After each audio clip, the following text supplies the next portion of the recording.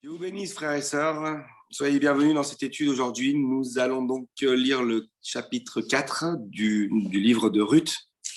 Et on va donc terminer, puisqu'il y a 4 chapitres, c'est le dernier chapitre, on va terminer notre étude sur le livre de Ruth. Avant toute chose, on va prier, remercier le Seigneur, lui demander de nous accompagner, de nous conduire durant cette étude de sa parole. Prions ensemble. Seigneur de gloire, je te remercie et te rends grâce en cet instant. Merci pour cette journée que tu nous as donnée encore aujourd'hui. Bénis ces moments précieux, Seigneur, de réunion, Seigneur Jésus-Christ, que tu nous donnes maintenant. Aide-nous, Seigneur, par ton Saint-Esprit, conduis-nous à travers ta parole. Aide-nous à regarder ta parole, Seigneur Jésus-Christ, et à voir, Seigneur, ce qui nous concerne à l'intérieur, Seigneur. Ouvre nos yeux spirituels sur ta parole, Seigneur, et permets-nous d'être bénis abondamment aujourd'hui à travers ta parole sainte, Seigneur. Je te remercie, je te prie de bénir chaque frère, chaque sœur, chaque bien-aimé qui vont regarder cette vidéo, qui vont se connecter aujourd'hui. Seigneur, mon roi, conduis chacun de nous, Seigneur, et que ta parole puisse nous apporter quelque chose de plus encore aujourd'hui, Seigneur. Je te remercie et je te rends grâce dans le nom de Jésus. Amen. Amen. Alléluia, gloire au Seigneur. Donc, on va commencer tout de suite par lire d'abord le chapitre 4, qu'on va regarder ensuite en détail. Donc, nous sommes dans le livre de Ruth et nous regardons le dernier chapitre, le chapitre 4. Je vous invite à prendre vos Bibles et à regarder dans Ruth au chapitre 4. Ruth chapitre 4, je vais le lire tout d'abord et ensuite on va regarder ce dernier chapitre. Ruth chapitre 4, Boaz monta à la porte et s'y arrêta. Or, voici celui qui avait droit de rachat et dont Boaz avait parlé, vint à passer. Boaz lui dit, « Approche, reste ici, toi un tel. » Et il s'approcha et s'arrêta. Boaz prit alors 10 hommes parmi les anciens de la ville et il dit, « Asseyez-vous ici. » Et ils s'assirent. Puis il dit à celui qui avait le droit de rachat, « Naomi, revenue du pays de Moab, a vendu la pièce de terre qui appartenait à notre frère Elimelech. J'ai cru devoir t'en informer et te dire, acquiers-la, en présence des habitants et en présence des anciens de mon peuple. Si tu veux racheter, rachète. Mais si tu ne veux pas, déclare-le-moi afin que je le sache.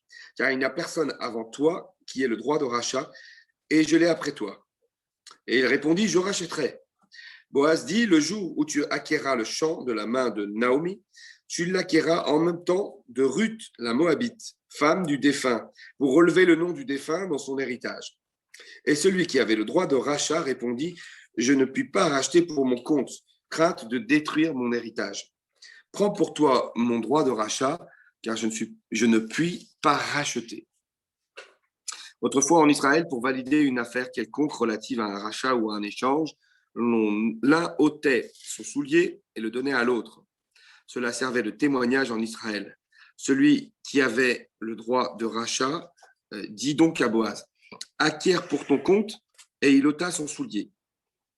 Alors Boaz dit aux anciens et à tout le peuple, « Vous êtes témoins aujourd'hui que j'ai acquis de la main de Naomi tout ce qui appartenait à Elimelech, à Kiljon et à Machlon, et que je me suis également acquis pour femme Ruth, la Moabite, femme de Machlon, pour relever le nom du défunt dans son héritage, et afin que le nom du défunt ne soit point retranché d'entre ses frères et de la porte de son lieu.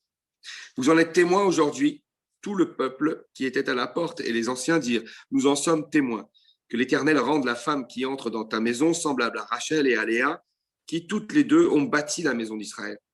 Manifeste ta force dans Ephrata et fais-toi un nom dans Bethléem.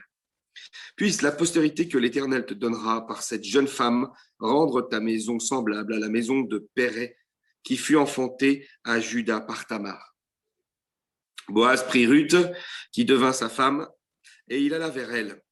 L'Éternel permit à Ruth de concevoir, et elle enfanta un fils.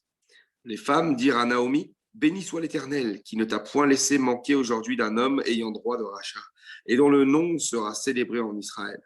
Cet enfant restaurera ton âme, et sera le soutien de ta vieillesse, car ta belle-fille qui t'aime l'a enfanté, elle qui vaut mieux pour toi que 7 fils. » Naomi prit l'enfant et le mit sur son sein, et elle fut sa garde.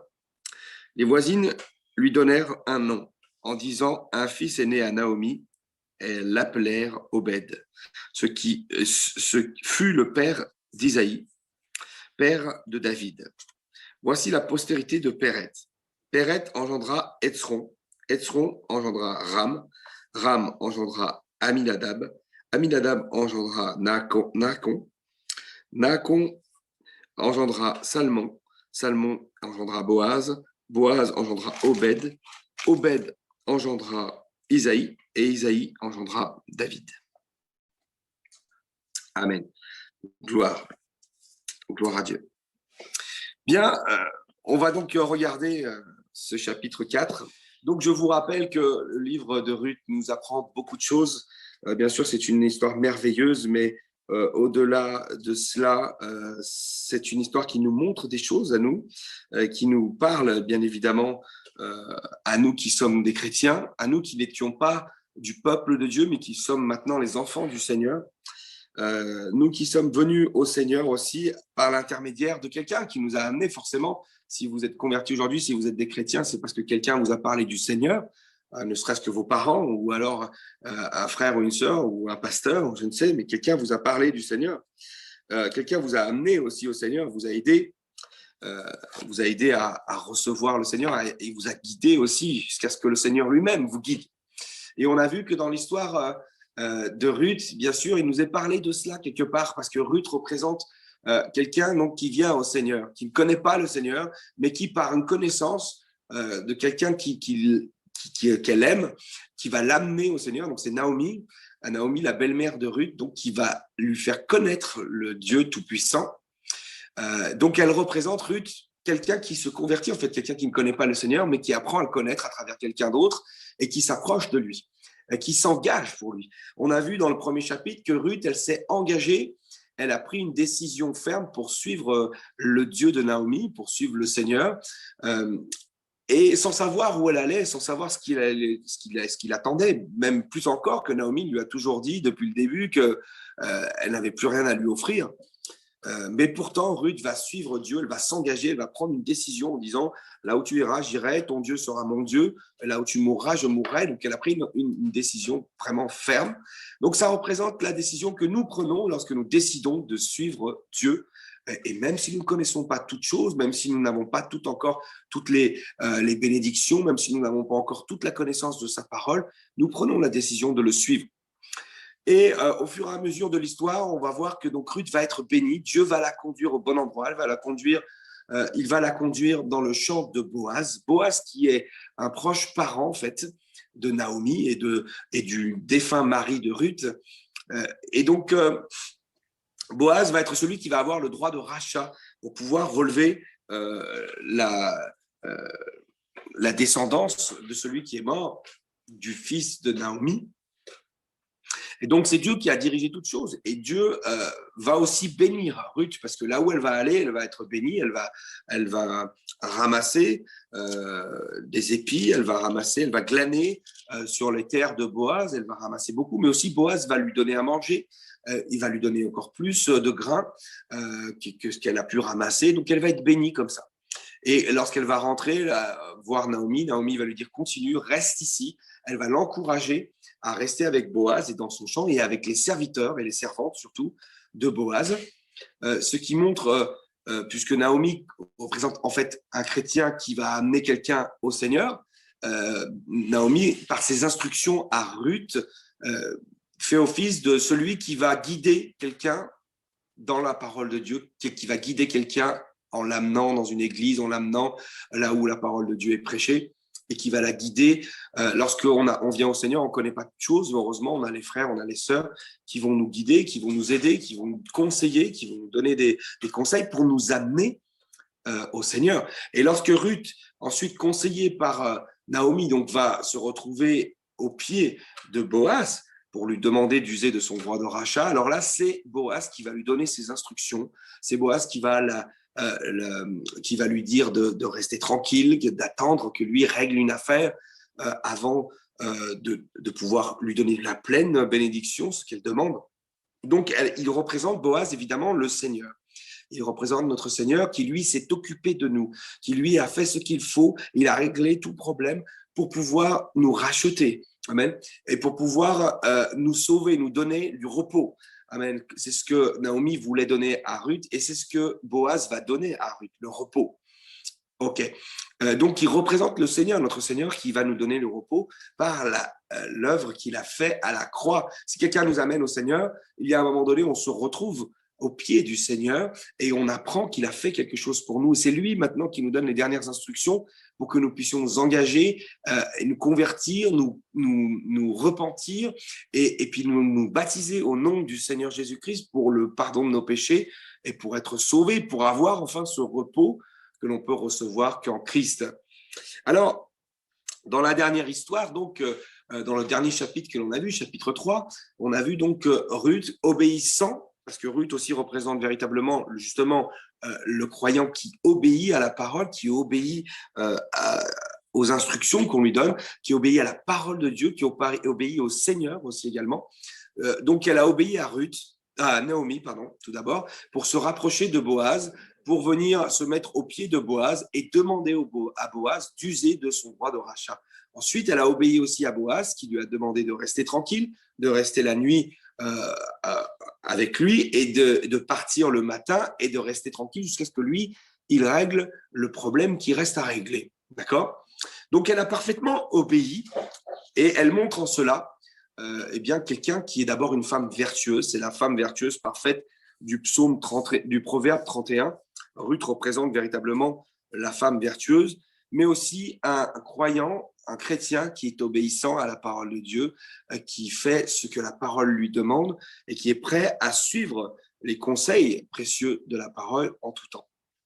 Donc, on en arrive à ce chapitre 4. Donc, la dernière fois, on a terminé avec ce Boaz qui lui a dit « Reste tranquille, je vais m'occuper parce qu'il y a quelqu'un qui a un droit de rachat avant moi.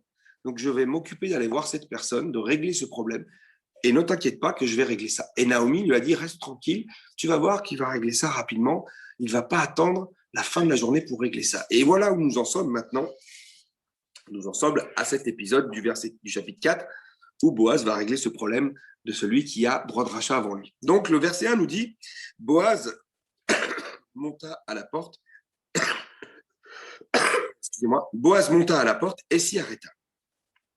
Or, voici celui qui avait droit de rachat et dont Boaz avait parlé vint à passer. Alors, dans cette histoire, depuis le départ, on voit bien que Dieu a la main sur toute chose, qui conduit et qui guide chacun, qui est fidèle. Et là, Boaz, lui, il monte pour aller à l'endroit où il y a donc les anciens et tout ça, là où on réglait les problèmes de justice, de droit et toutes ces choses-là. Et il se trouve que justement vient à passer celui qui avait droit de rachat avant lui. Parce que Dieu règle toutes choses. Et Dieu fait concorder toutes choses, comme la parole de Dieu nous dit, tout concorde à celui qui aime Dieu. Amen. Et c'est ce qui se passe. Il nous est dit, Boaz lui dit, approche-toi, approche, reste ici, toi un tel. Alors ici, toi un tel, c'est comme ça qu'il est appelé. En fait, le texte ne nous donne pas le nom de cette personne. Pourquoi est-ce que le nom de cette personne ne nous est pas donné ici ?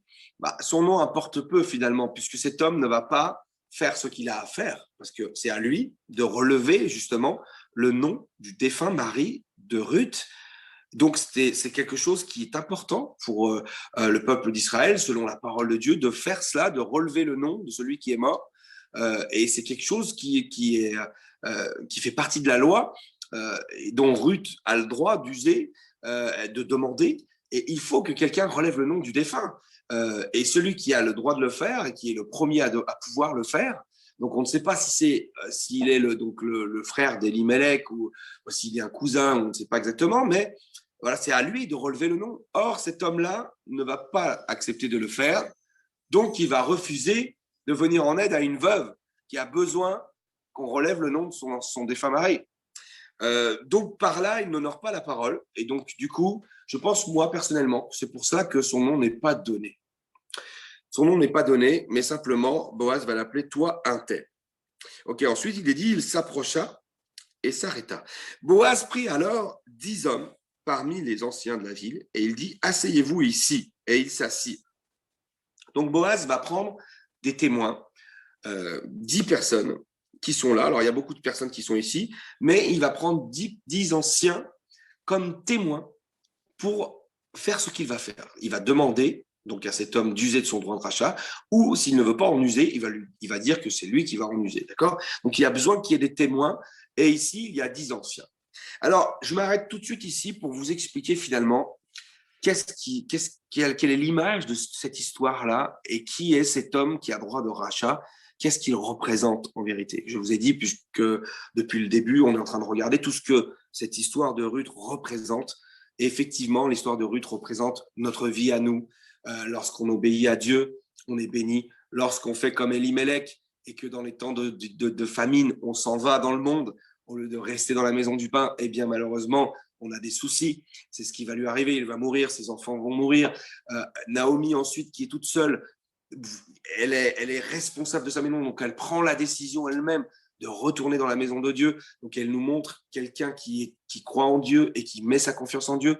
Donc tout ce qu'on a regardé, l'histoire de Ruth nous donne une image en fait. Et Ruth représente un chrétien qui s'avance, qui entend parler de Dieu, qui aime ce qu'elle entend, qui veut s'engager avec Dieu, qui va dans la maison de Dieu, qui est béni par le Seigneur, qui écoute les commandements du Seigneur et qui veut les suivre, qui demande même au Seigneur de la racheter, etc., etc. C'est pas pour rien tout cela. Donc, je vous ai dit, Boaz représente Jésus-Christ qui va racheter celui qui a besoin d'être racheté. Jésus-Christ nous a rachetés de nos péchés. Alors, quel est cet homme qui a droit de rachat avant lui?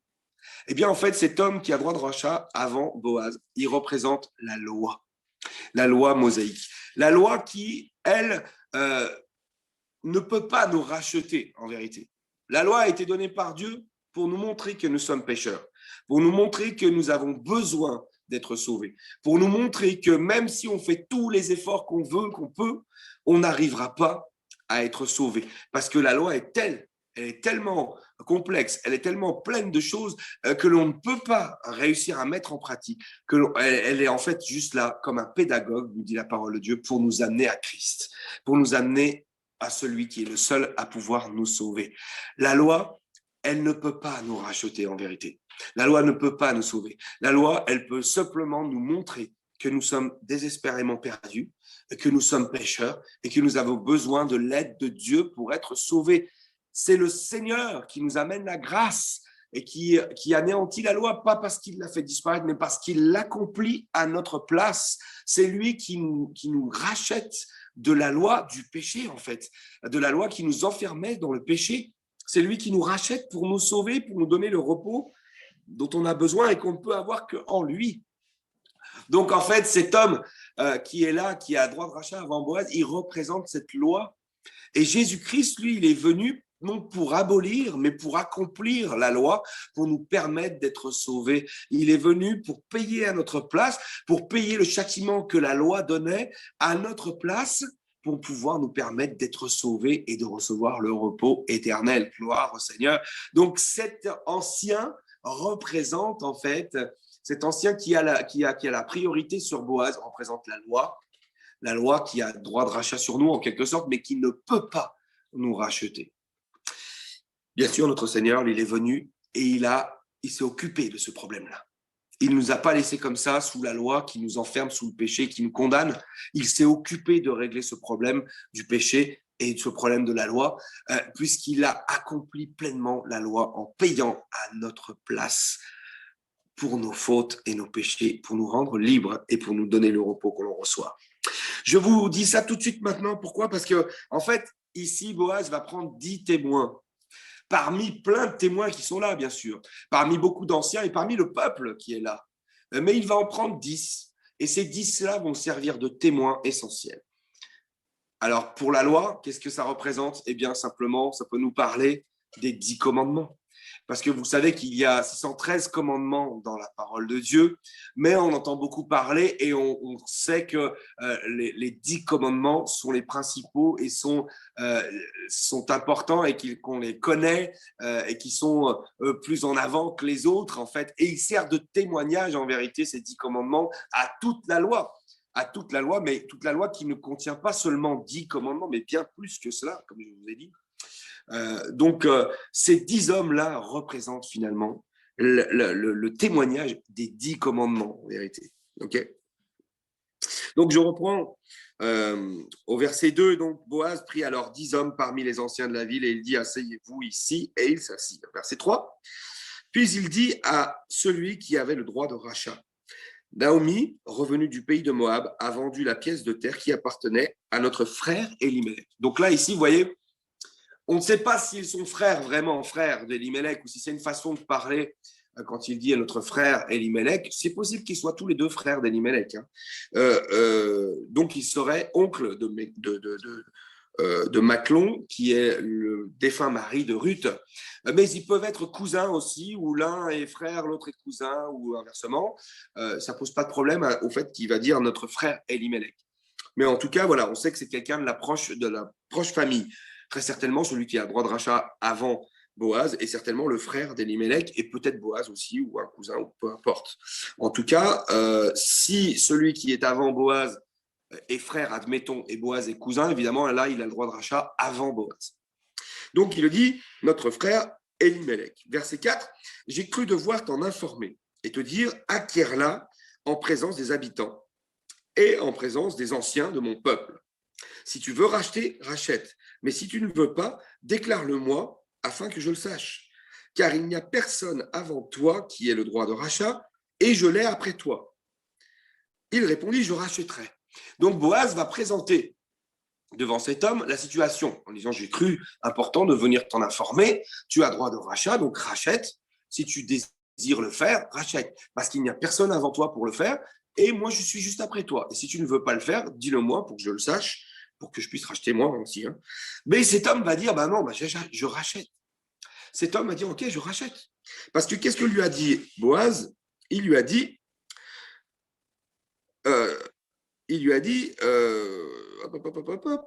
Naomi, revenue du pays de Moab, a vendu la pièce de terre qui appartenait à notre frère Elimelech. Donc d'abord, Boaz va lui parler de la pièce de terre, du terrain que Naomi a vendu pour qu'il la rachète, lui. D'accord. Donc l'autre, ça l'intéresse de racheter le terrain, ça l'intéresse. C'est pour ça qu'il dit, je rachèterai. Au verset 5, Boaz dit, le jour où tu acquerras le champ de la main de Naomi, tu l'acquerras en même temps de Ruth, la Moabite, femme du défunt, pour relever le nom du défunt dans son héritage. Alors là, il lui précise maintenant, Boaz, attention, tu vas racheter le terrain de Naomi, mais aussi de Ruth. Parce que Ruth, voilà, tu dois aussi relever le nom du défunt, donc du mari de Ruth. Si tu rachètes, attention, tu ne vas pas racheter seulement la terre, tu vas aussi racheter Ruth, pardon. Et donc, tu devras relever le nom du défunt mari. C'est-à-dire que tu devras avoir un enfant avec Ruth pour que, en fait, la loi, c'est que le premier enfant qu'ils auront ensemble, eh bien, ce sera celui qui sera le descendant de Machlon, en fait. Voilà, pour que le nom de Machlon dure toujours. Après, les enfants qu'ils ont ensuite, après, s'ils ont des enfants ensuite, eh bien, ces enfants-là, ils sont également les enfants de celui qui a racheté, d'accord? Mais il est vrai que le premier enfant, déjà, eh ben, il est héritier de Machlon. C'est pour ça, en fait, finalement, que celui qui a le droit de rachat ne va pas vouloir, là, à ce moment-là. Parce que les conditions ne sont plus les mêmes. Si c'est pour avoir la terre, il ne dit pas de problème, mais s'il faut qu'il relève le nom du défunt mari et épouser Ruth et avoir des enfants avec elle, là, ça ne l'intéresse plus, en fait. Donc, verset 6, et celui qui avait le droit de rachat répondit, je ne puis pas racheter pour mon compte, crainte de détruire mon héritage. Prends pour toi mon droit de rachat, car je ne puis racheter.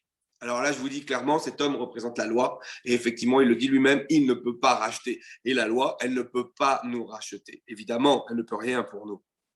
Alors cet homme donc comprend dans l'histoire ici, il comprend qu'il va devoir donc avoir des enfants avec Ruth, etc. Et puis il va falloir ensuite qu'il partage tout ce qu'il a avec ses enfants là, avec les enfants qu'il va avoir avec Ruth. Et puis de toute façon, voilà, le terrain qu'il va acquérir, il va hériter à cet enfant là qu'il va avoir avec Ruth. Donc il se rend compte que c'est pas intéressant pour lui, ça l'intéresse plus. Donc il lui dit non, en fait, je peux pas racheter parce que je vais de peur de détruire mon héritage. Je ne peux pas racheter. Donc, il lui dit, rachète-toi. Évidemment, donc, comme je vous dis, il représente la loi qui ne peut pas nous racheter. Et donc, il autorise à Boaz de racheter. Et il nous est dit donc ensuite au verset 7, autrefois en Israël, pour valider une affaire quelconque relative à un rachat ou à un échange, l'un ôtait son soulier et le donnait à l'autre. Cela servait de témoignage en Israël. Celui qui avait le droit de rachat dit donc à Boaz, acquiert pour ton compte, et il ôta son soulier. Donc voilà, là on apprend ici que la coutume voulait que lorsque ça se passait comme ça, quand il y avait une affaire de rachat par rachat, celui qui ne voulait pas racheter, en fait, en signe pour montrer que l'autre pouvait racheter, enlevait son soulier, lui donnait son soulier. Alors, j'aimerais quand même qu'on regarde Deutéronome au chapitre 25, juste pour préciser un peu cette coutume, qui est devenue une coutume comme cela, mais en vérité, il y a un texte quand même qui en parle. C'est Deutéronome chapitre 25. À partir du verset 5, on peut lire, je vais lire avec vous, Deutéronome 25, verset 5 nous dit « Lorsque deux frères demeurent ensemble et que l'un d'eux mourra sans laisser de fils, la femme du défunt ne se mariera point en dehors à un étranger. Mais son beau-frère ira vers elle, la prendra pour femme et l'épousera comme beau-frère. Le premier-né qu'elle enfantera succédera au frère mort et portera son nom, afin que son nom ne soit pas effacé d'Israël.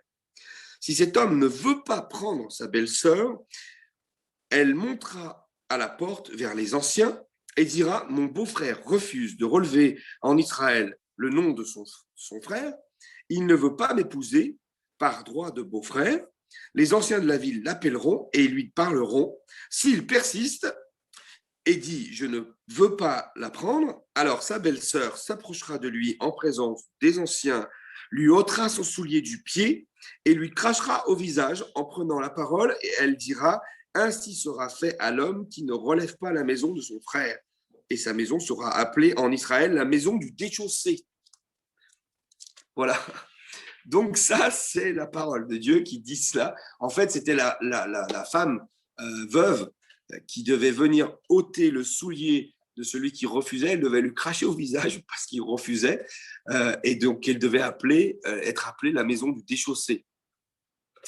Donc, bon, bien sûr, ça, la tradition ensuite s'est un peu transformée, puisque là, simplement, Boaz ici en train de traiter avec lui et il ôte sa chaussure lui-même. Personne ne lui crache au visage et voilà, il conclut l'affaire comme cela. C'est un peu plus tranquille, mais ça vient de ce texte-là. En fait. Voilà, je crois que c'était important de vous le montrer parce que moi, ça me parle aussi du fait qu'on n'a pas su son nom finalement. Et quelque part, c'est un déshonneur en fait de ne pas avoir relevé le nom du défunt.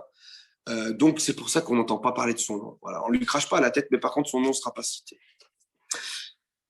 Donc, au verset 9, il nous est dit, alors Boaz dit aux anciens et à tout le peuple, vous êtes témoins aujourd'hui que j'ai acquis de la main de Naomi tout ce qui appartient à Elimelech, à Kijlon et à Maclon, et que je suis également acquis pour femme Ruth, la Moabite, femme de Maclon, pour relever le nom du défunt dans son héritage, et afin que le nom du défunt ne soit point retranché d'entre ses frères et de la porte de son lieu. Vous en êtes témoins aujourd'hui. Tout le peuple qui était à la porte et les anciens dirent, nous en sommes témoins, que l'Éternel rende la femme qui entre dans ta maison semblable à Rachel et à Léa, qui toutes les deux ont bâti la maison d'Israël. Manifeste ta force dans Ephrata et fais-toi un nom dans Bethléem. Donc ici, Boaz va conclure en parlant à tous les anciens et à tout le peuple qui est présent, qui est témoin, en leur disant, vous êtes témoins aujourd'hui, que j'acquiers de la main de Naomi tout ce qui appartenait à Elimelech, à Kijlon aussi, donc son premier fils, et à Maclon. Donc, on apprend ici aussi que donc, c'est Maclon qui était le mari de Ruth, jusque-là on ne savait pas. Et donc, je me suis également acquis pour femme Ruth, la Moabite, femme de Maclon, c'est là où on apprend cela, donc pour relever son nom, le nom du défunt dans son héritage. Donc, il conclut ici, devant tous, en leur disant, vous êtes témoins, et tout le peuple, au verset 11, dit, et les anciens, bien sûr, disent, nous en sommes témoins. Notre Seigneur Jésus-Christ nous a rachetés de la loi en mourant sur la croix pour l'accomplir, cette loi, et pour nous sauver, nous donner la vie éternelle, et cela beaucoup de témoins l'ont vu. Beaucoup de témoins l'ont vu. Il l'a fait devant tout Israël, en fait, tout le peuple. Et les anciens aussi d'Israël étaient là, ils étaient présents, ils l'ont vu crucifié à la croix. Amen. Il y a eu des témoins aussi qui l'ont vu mort. Certains disent qu'il n'est pas vraiment mort, mais il y a eu assez de témoins pour montrer qu'il était mort. Et ceux qui ont percé son côté, le Romain qui, avec sa lance, a percé le côté du Seigneur, a fait sortir les dernières gouttes de sang jusqu'à ce qu'il y ait de l'eau qui soit sortie. Preuve qu'il a été vidé entièrement de son sang. Personne ne peut survivre à cela. Il est bien mort. Alléluia, gloire au Seigneur. Il a été enseveli et 3 jours après, il est ressuscité. Et il y a aussi de nombreux témoins qui l'ont vu ressusciter. Alléluia. Il nous a rachetés et de nombreux témoins l'ont vu. Et nous le savons dans notre cœur et nous le savons dans notre esprit qu'il est mort, qu'il a été enseveli, qu'il est ressuscité et qu'il est vivant aujourd'hui. Gloire au Seigneur et qui nous a rachetés par sa puissance. Amen. Nous sommes nous aussi même témoins parce que la Bible nous dit que l'Esprit, le Saint-Esprit de Dieu en nous rend témoignage que nous sommes des enfants du Seigneur rachetés. Alléluia. Gloire soit en Dieu notre Seigneur. Voilà ce que représente toute cette histoire et voilà ce que représente ce rachat de Ruth. Il représente notre rachat à nous qui étions pas de ce peuple, qui n'étions pas des enfants du Seigneur, qui étions sous la malédiction de la loi, qui étions sous la malédiction du péché et qui étions esclaves du péché, mais qui avons été rachetés par notre Seigneur, qui seul nous donne le repos éternel. Gloire soit rendue au Seigneur. Alléluia. Gloire à Dieu. Donc, tout ce peuple qui est témoin, ici, va donner une bénédiction, enfin, même une prophétie, j'ai envie de dire, à Boaz en lui disant que ta maison soit semblable à Rachel et à Léa. Rachel et Léa qui sont bien sûr, avec aussi leurs servantes, les mères des 12 tribus d'Israël, du peuple entier d'Israël, en fait. Donc, cette bénédiction est extraordinaire. Que ta maison soit semblable à Rachel et Léa, qui toutes les deux ont bâti la maison d'Israël. Gloire au Seigneur. Manifeste ta force en Ephrata et fais-toi un nom dans Bethléem. C'est ce qui va se passer, bien entendu, puisque vous savez le résultat de cela. Le verset 12 nous dit « Puisse la postérité que l'Éternel te donnera par cette jeune femme rendre ta maison semblable à la maison de Péret qui fut enfantée à Juda par Tamar. » Boaz, au verset 13, prit Ruth, qui devint sa femme, et il alla vers elle. L'Éternel permit à Ruth de concevoir, et elle enfanta un fils. Les femmes dirent à Naomi, « Béni soit l'Éternel qui ne t'a point laissé manquer aujourd'hui d'un homme ayant droit de rachat, et dont le nom sera célébré en Israël. » Alors, vous voyez, ici, il nous est dit que Boaz prit Ruth, qu'il devint son mari, qu'elle devint plutôt sa femme. Il alla vers elle. Vous savez ce que ça veut dire dans la Bible quand on nous a dit qu'il alla vers elle. Ça veut dire qu'il a eu une relation avec elle et Dieu a permis qu'elle conçoive un enfant, un fils. Donc, ils ont eu un enfant. Et ensuite, donc, les femmes sont allées vers Naomi pour la bénir, pour lui dire à quel point Dieu l'a bénie. Parce que c'est vrai que Naomi, qui, rappelez-vous, au début de l'histoire, avait tout perdu, qui était dans une détresse pas possible, puisque déjà, en Israël, déjà, elle était dans une situation difficile, puisqu'il y avait une famine. Mais après être partie à Moab, elle a perdu à la fois son mari, successivement son mari, puis ses 2 enfants, puis une de ses belles-filles, hein, d'accord. Et elle est revenue en Israël avec plus rien du tout sur elle. Mais Dieu a permis qu'elle soit bénie malgré tout. Donc les femmes vont bénir Naomi parce que, en fait, indirectement, Ruth est la bénédiction de Naomi. Et c'est vrai que lorsque nous amenons quelqu'un au Seigneur, eh bien c'est nous qui en sommes bénis, bien entendu. On est bénis lorsque quelqu'un à qui on a parlé de Dieu donne sa vie au Seigneur et est sauvé.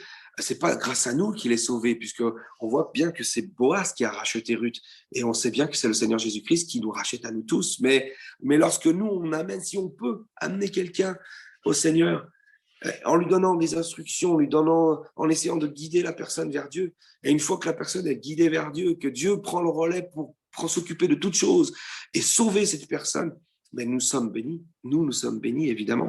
Nous sommes bénis parce que nous sommes plus stériles, en fait. Voilà. Parce que c'est cela aussi, amener quelqu'un au Seigneur, c'est comme avoir un enfant dans le Seigneur, quoi. C'est tellement merveilleux. Et c'est cela, en fait, Naomi n'avait plus d'enfants, n'avait plus de descendance, mais tout d'un coup, elle en a. Elle a un enfant qui va s'occuper d'elle dans sa vieillesse, gloire au Seigneur. Alors, béni soit l'Éternel qui ne t'a point laissé manquer aujourd'hui d'un homme ayant droit de rachat et dont le nom sera célébré en Israël. Verset 15, cet enfant restaurera ton âme et sera le soutien de ta vieillesse. Comme je l'ai dit, il va être le soutien de la vieillesse de Naomi. Alléluia, gloire au Seigneur. Il est dit ici, car ta belle-fille qui t'aime l'a enfantée, et elle vaut mieux pour toi que 7 fils. Alors, ici, les femmes donc, vont parler de Ruth comme étant une femme qui aime Naomi, déjà, et qui vaut mieux que 7 fils. Alors, 7 fils, ça représente une grande bénédiction. Vous savez que elle avait 2 fils, déjà, elle était bénie par cela, mais elle n'en a plus maintenant. Et les femmes vont dire que Ruth vaut mieux que 7 fils. Et vous savez que le chiffre 7 représente la perfection, donc ça voudrait dire une bénédiction parfaite, quoi, une descendance parfaite. Et que Ruth, elle vaut mieux que cela. Elle vaut mieux que d'avoir 7 fils, c'est-à-dire d'avoir une descendance parfaite, complète et complétée par le Seigneur, quoi. Vraiment, vous voyez cela. 7 fils, ça représenterait vraiment être béni au plus haut point, quoi, vous voyez. On ne pourrait pas faire plus que ça. Et finalement, elle compare ces femmes-là, elle compare à Obed, donc, enfin pas Obed, pardon, elle compare Ruth à une bénédiction meilleure encore qu'une bénédiction parfaite. Verset 16, Naomi prit l'enfant et le mit en son sein, et elle fut sa garde. Les voisines lui donnèrent un nom en disant, un fils est né à Naomi. Elles l'appelèrent Obed. Ce fut le père d'Isaïe, père de David. Donc finalement, on apprend ici que cet Obed, là ici, c'est cet enfant donc, qui est né. Alors je cherche, j'avais noté quelque part ce que voulait dire Obed.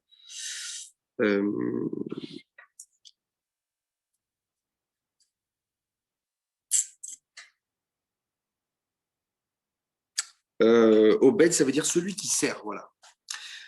Donc c'est le serviteur en fait. Donc, c'est important aussi parce que évidemment notre Seigneur, lui, c'est notre serviteur. Obed va être le grand-père de David, du roi David.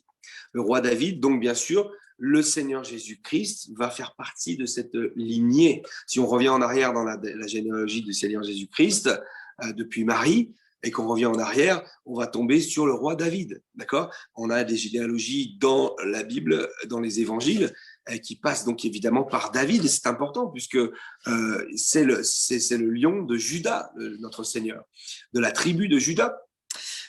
Et donc, vous voyez en fait que toute cette histoire n'est pas anodine, puisqu'en fait, elle nous parle de celui qui va devenir, en fait, Obed, qui va devenir la lignée du Seigneur. En fait, Ruth va faire partie de la lignée du Seigneur, de la généalogie du Seigneur, alors qu'elle était une étrangère, qu'elle ne connaissait pas le Seigneur, qu'elle habitait dans un pays étranger, qu'elle avait vécu dans une famille qui connaissait de faux dieux. Et malgré tout cela, elle est devenue eh bien, l'arrière-grand-mère du Seigneur. Vous voyez? Donc, c'est vraiment une bénédiction extraordinaire et merveilleuse que cette histoire de Ruth. Donc, évidemment, ce verset 17 nous apprend que donc Obed, celui qui est serviteur, eh bien, en fait, est père d'Ésaïe, qui est le père de David, donc le grand-père d'Ésaïe. En fait, Ruth est l'arrière-grand-mère du roi David. Et Boaz est l'arrière-grand-père du roi David. C'est extraordinaire. Donc, bien sûr, ils ont tous été bénis dans cette histoire. Vous voyez, Naomi a été évidemment bénie. Boaz et Ruth ont été également bénis. Gloire au Seigneur. Et par là aussi, le peuple a été bien sûr béni, parce que le roi David, c'est le roi selon le cœur de Dieu, et il a permis aussi que le peuple d'Israël soit béni pendant un temps aussi, également. Et évidemment, par-dessus tout, la descendance du Seigneur, le Seigneur Jésus-Christ qui sort de cette lignée-là, évidemment, est notre bénédiction à tous et la bénédiction de tous les êtres humains qui veulent bien recevoir cette bénédiction. Donc, c'est extraordinaire. Verset 18, voici la postérité de Péret. Et là, ici, on a une généalogie qui n'est pas complète, qui n'est pas entière, mais ça ne veut pas dire, en fait, qu'elle est mauvaise, hein, au contraire, mais elle n'est pas complète. Il faut le savoir. Mais c'est pour nous montrer les personnes importantes qui nous amènent, en fait, finalement, au roi David. Alors, Péret engendra Hetzron, Hetzron engendra Ram, Ram engendra Aminadab, Aminadab engendra Naakon, Naakon engendra Salmon, Salmon engendra Boaz, Boaz engendra Obed, Obed engendra Isaïe et Isaïe engendra David. Donc voilà pour cette histoire extraordinaire de Ruth qu'on termine aujourd'hui. J'espère que vous avez été bénis par cette histoire. Pour moi, c'est une histoire qui est extraordinaire et qui mérite d'être étudiée. C'est une simple histoire, si on la lit comme ça, c'est 4 chapitres de la Bible qu'on peut lire très rapidement, avec l'histoire, l'histoire d'une dame qui part d'Israël, qui perd son mari, qui perd ses enfants, qui revient avec une de ses belles-filles. Voilà, sa belle-fille va être rachetée par quelqu'un de la famille de son défunt mari, et voilà, puis finalement, ils vont être bénis, ils vont avoir un enfant. C'est une histoire toute bête, quoi, en fait. Mais si on cherche à regarder à l'intérieur, on voit qu'il y a énormément de bénédictions, qu'il y a énormément de choses que le Seigneur nous parle, que le Seigneur nous confirme aussi des choses. Vous voyez que cette histoire n'est pas anodine du tout. Pour moi, elle me parle extraordinairement de ma propre vie, de mon propre témoignage, de ma propre vie chrétienne. Donc, c'est extraordinaire pour moi. C'est une bénédiction pour moi. C'est pour ça que je voulais absolument faire cette étude aussi avec vous, partager avec vous, pour qu'on puisse voir qu'en 4 chapitres, Dieu nous parle de notre conversion totale. Dieu nous parle de l'attitude que l'on doit avoir envers lui, de l'attitude que l'on doit avoir envers les autres chrétiens qui nous amènent au Seigneur, de l'obéissance qu'on doit avoir. Et il nous parle aussi de la femme vertueuse ou le chrétien vertueux qu'on doit être. Il nous parle aussi de la bénédiction que le Seigneur a fait pour nous racheter face à la loi qui nous condamnait. Enfin, toutes ces choses-là sont tellement merveilleuses et tout cela en 4 petits chapitres rapides qui racontent une simple histoire. Et ce que ce livre de Ruth a éveillé en moi, c'est l'envie d'étudier la parole de Dieu et de l'étudier encore plus et de l'étudier chaque jour. Parce qu'en vérité, en 4 chapitres, il y a tellement de bénédictions, tellement de choses qui me parlent, tellement de témoignages qui me parlent de ma propre vie, que j'ai envie d'aller plus loin dans la parole de Dieu. J'ai envie d'étudier davantage. J'ai envie d'aller chercher plus profondément dans la parole de Dieu, parce que si en 4 chapitres, j'ai autant de bénédictions, j'imagine bien que dans toute la Bible, il y en a de partout, des bénédictions. Et il y a des images extraordinaires que Dieu veut nous donner. Il y a des lumières que Dieu met sur sa parole pour m'ouvrir les yeux, pour me montrer des choses extraordinaires. Et plus j'étudie la parole de Dieu, plus je vois cela. Et le livre de Ruth est un des livres qui m'a donné encore plus envie d'étudier la parole de Dieu. Alors j'espère que ces 4 chapitres que nous avons pu étudier ensemble vous a donné envie d'étudier davantage la parole de Dieu. Et que ça a permis d'ouvrir vos yeux sur le fait que une simple histoire dans la parole de Dieu peut nous montrer des choses extraordinaires. Et c'est rien par rapport à tout le reste de la parole de Dieu. C'est juste un échantillon, en fait. Mais quel échantillon merveilleux. Alors, on va terminer maintenant et on va remercier notre Seigneur. On va rendre grâce. On va prier pour le remercier pour sa bonté, pour sa parole qui est merveilleuse. Aussi de nous avoir rachetés. Parce qu'il ne faut pas oublier que le Seigneur Jésus-Christ est notre Boaz qui nous a rachetés pour nous sauver et pour nous donner le repos qu'on n'aurait jamais pu avoir sans lui. Alors, prions, remercions le Seigneur en cet instant. Dieu de gloire, je te remercie et te rends grâce, Seigneur. Tu es au-dessus de nous, Seigneur. Tu es au-dessus de toutes choses, Seigneur. Tu règnes, Seigneur, et tu conduis toutes choses, Seigneur. Merci, mon roi, infiniment pour ta parole qui est merveilleuse, Seigneur, mon roi. Ta parole qui nous parle et qui a tellement de choses à nous révéler, tellement de choses extraordinaires à nous montrer, Seigneur. Nous pourrions lire ta parole sans nous rendre compte de toutes les bénédictions qui sont derrière. Nous avons vu ce livre et nous avons vu certaines bénédictions, mais je suis certain qu'on pourrait encore en avoir beaucoup d'autres, Seigneur, que tu pourrais nous révéler encore maintenant, Seigneur. Parce qu'à chaque lecture de ta parole, nous avons une nouvelle bénédiction, Seigneur, parce que ta parole se renouvelle chaque jour et qu'elle est une grande bénédiction pour nous. Ouvre toujours nos yeux spirituels sur ta parole, afin que nous puissions voir ce qu'il y a derrière, voir les choses merveilleuses que tu veux nous donner, Seigneur. Et mon roi, je te prie au nom de Jésus de bénir chaque frère, chaque sœur qui a suivi cette étude, Seigneur, qui a regardé ces vidéos, Seigneur. Aide-nous, Seigneur Jésus-Christ, à être bénis, Seigneur, à être bénis davantage encore, Seigneur, toujours à travers ta parole merveilleuse, Seigneur, mon roi. Bénis mes frères et sœurs, bénis les bien-aimés. Et Seigneur, je te prie de conduire chacun de nous par ton esprit, maintenant et en tout temps. Seigneur, je te rends grâce et je te remercie dans le nom de Jésus. Amen. Que Dieu vous bénisse à tous, mes frères et sœurs.